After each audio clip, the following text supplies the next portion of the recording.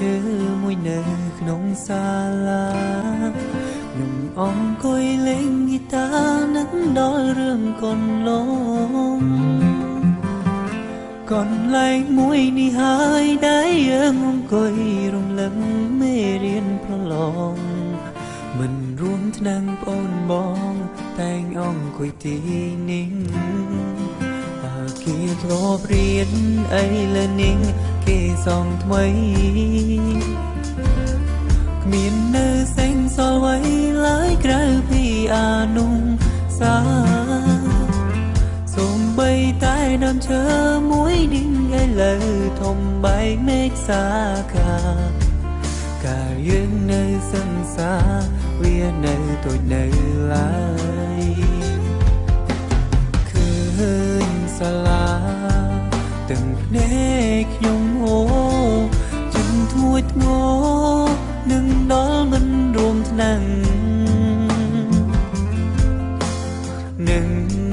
វេលា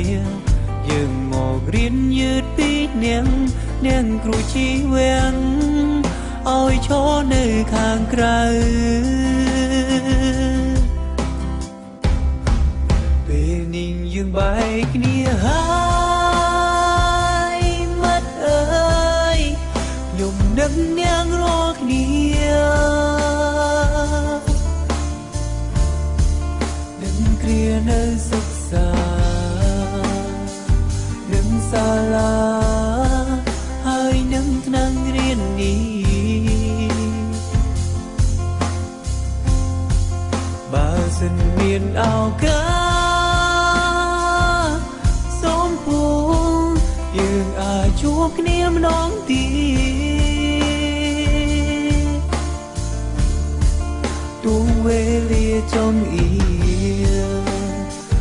តែសូមឆ្លៀតកុំភ្លេចអនុសា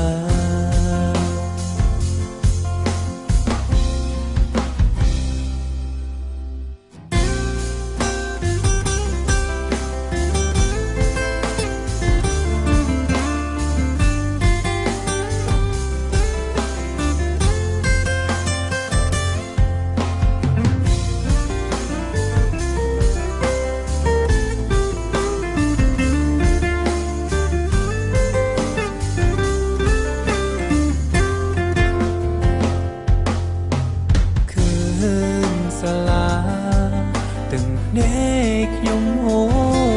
ជិនធួចធ្ងរនឹងដល់មិនរួមថ្នាំងនឹងវេលាយើងមករៀនយឺតពីនាងគ្រូជីវាំងឲ្យឈរនៅខាងក្រៅពេលនេះយើងបែកគ្នាហើយនឹកនាងរាល់គ្នានឹងគ្រានៅសិក្សានឹងសាលាហើយនឹងថ្នាំងរៀននេះបើសិនមានឱកាសសូមពូ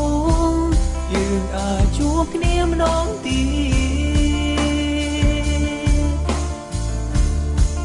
ទោះវេលាចង់អៀតែសូមឆ្លៀតកុំភ្លេចអនុសា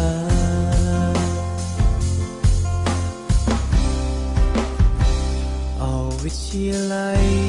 កន្លែងដែល